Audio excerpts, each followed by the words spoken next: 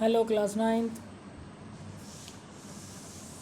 Today we are going to deal with crop patterns.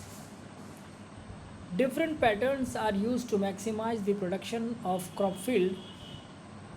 Crop field के अंदर से जो हमको यील्ड निकल के आता है, प्रोडक्शन निकल के आता है, और उसके पैटर्न कई तरह के होते हैं। खास करके तीन तरह के प्रोमिनेंटली इसको हम लोग पढ़ते हैं, mixed cropping, inter cropping and crop rotation के रूप में। तो आइए देखते हैं ये तीनों चीज़ें क्या है। बहुत सिंपल है और कोई बहुत कॉम्प्लेक्स मैटर नहीं है इसके अंदर। हालांकि जो किसान हैं वो अपने हिसाब से करते हैं, लेकिन एक जो इस्टेब्लिश्ड पैटर्न है वो ये तीन पैटर्न माने गए हैं, है ना। जिसमें सबसे पहला है मिक्स्ड क्रॉपिंग। मिक्स्ड क्रॉपिंग का स्टेटमेंट आप सुनिए। Growing to or more than to crops, दो या दो से ज़्यादा क्रॉप्स का उगना या उगाना टुगेदर, एक साथ, ऑन द सेम फील्ड, एक ही खेत में, है ना, इज़ कॉल्ड मिक्स्ड क्रॉपिंग। जैसे वीट को ग्राम के साथ, वीट को मस्टर्ड के साथ, ग्राउंड नट को सनफ्लावर के साथ, तो ये दो या दो से ज़्यादा को हम एक साथ ग्रो कराते हैं, इसको कहते हैं मिक्स्ड क्रॉपिंग। हम इन सब का एडवांटेज वगैरह भी देखेंगे, पहले जान लेते हैं कि ये तीनों है क्या। Intercropping, two or more crops are grown on the same field in a definite pattern.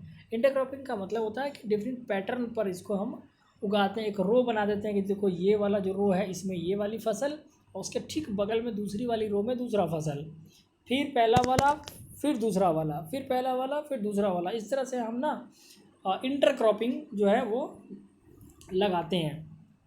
Few rows of one followed by few rows of another, ये जो है तरीका होता है इंटरक्रॉपिंग का। सोयाबीन का मेज़ के साथ ऐसे ही करते हैं। बाजरा जिसको हम लोग फिंगर नुलट कहते हैं, और काउपी, लोबिया, इन दोनों को एक साथ लगाते हैं, एक रो में ये, एक रो में वो। तो इस तरह से भी क्रॉपिंग होती है। उसके बाद है क्रॉप रोटेशन, ये बड़ा कॉमन सा है। Crop rotation is a policy of growing different crops one after another on the same field.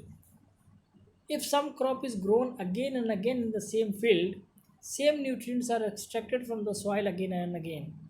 So we should choose different crops so that all nutrients of soil are used. देखिए इसमें होता क्या है, मान लीजिए आप हर हमेशा एक ही फसल लगा रहे होते हैं, हर साल एक उस खेत के अंदर वही, एक मान लीजिए गेहूँ उगा रहे हैं तो केवल गेहूँ गेहूँ गेहूँ गेहूँ, हर साल गेहूँ उग रहा है। तो अब गेहूँ जिस न्यूट्रिएंट को यूज़ कर रहा होगा, उस न्यूट्रिएंट की कमी उस सॉइल में हो जाएगी।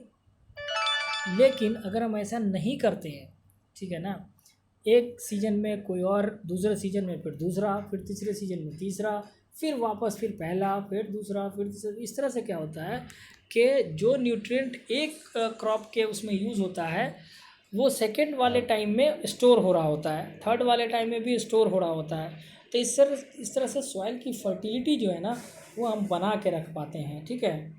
और इससे हमें बहुत फ़ायदा होता है, हमारी सॉइल की जो फर्टिलिटी है वो भी बनी रहती है, और फिर जो फसल है हमारी वो भी अच्छी निकल आती है, ठीक है। तो ये इसका फ़ायदा है मेनली। वैसे देखते हैं और क्या क्या फ़ायदा है।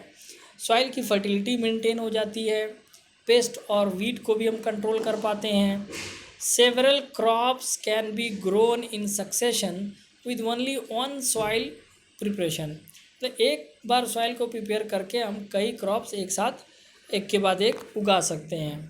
तो ये एक इम्पॉर्टेंट बात थी, और आप एनसीईआरटी बुक को पढ़ेंगे तो आपको बहुत सारी चीज़ें इसमें निकल के आएंगी। ओके, आज आप इसको अच्छे से पढ़ें। ये अच्छा टॉपिक है, मैंने बहुत शॉर्ट में इसको निकाला है, लेकिन आप एनसीईआरटी बुक को अगर आप देखें तो उसमें भी पॉइंट वाइज बहुत अच्छे से समझाया है। मैं आपको दिखाता हूँ।